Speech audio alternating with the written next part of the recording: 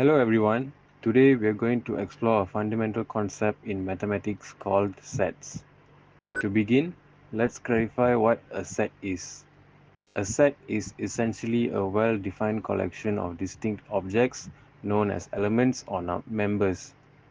These elements can be anything, such as numbers, letters, or even other sets.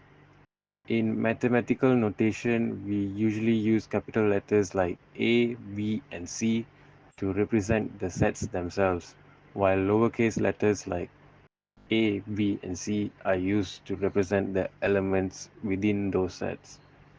Now let's take a closer look at an example.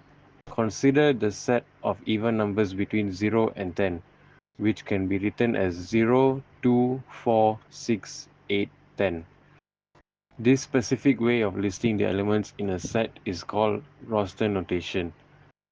As you can see in the picture, each number inside the set is unique and belongs to that set. The idea here is simple yet powerful.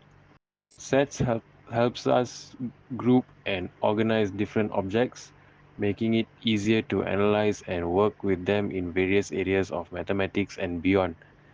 In this presentation, we'll dive deeper into how sets operate and how they form the building blocks of more complex mathematical ideas. Thank you. Now that we know what a set is, let's talk about how we denote set and the different types of set. There are also various types of sets that you should know about. Infinity set is a group of items that can be counted. For example, the set Z equals to 1 until 9 is a finity set because it contains a specific number of natural numbers, all less than 10. The Venn diagram shows this number inside a circle, which helps us see that the set has a countable number of elements. So any set with fixed countable numbers of items is called a finity set. An infinity set has an endless number of elements. If we can list all its elements one by one like counting natural numbers, it called countable infinity. We can list them in this way, the set is uncountable. The Venn diagram shows that some infinity set can be counted, but others which are uncountable cannot be listed out in order. A subset is when all the elements of one set are also found in another set. In the diagram, set A has the number 1 to 4 and is complete inside set B, which has the number 1, 2, 3, 4, 5. Since all the elements of set A 1, 2 and 4 are in set B, we can say that a set A is a subset of set B, written as A subset B. This means every element in set A is also part of set B. Great. Now that we understand set notation and types of sets, let's move on to operations that can be performed on sets. There are several fundamental operations in set theory, including union and intersection. Number one is union of sets.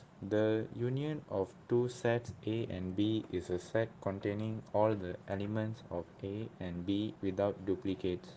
It is denoted by A union B.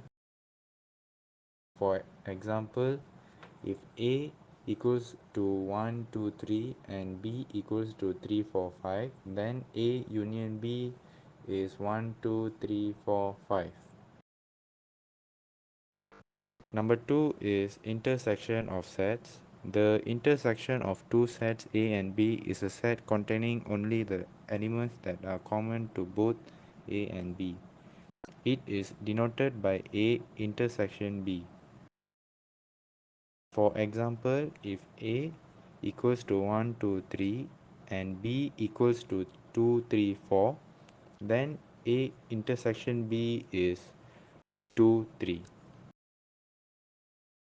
As you can see in this Venn diagram, the orange area represents the element that are in set C but not in set D, which we denote as C minus D.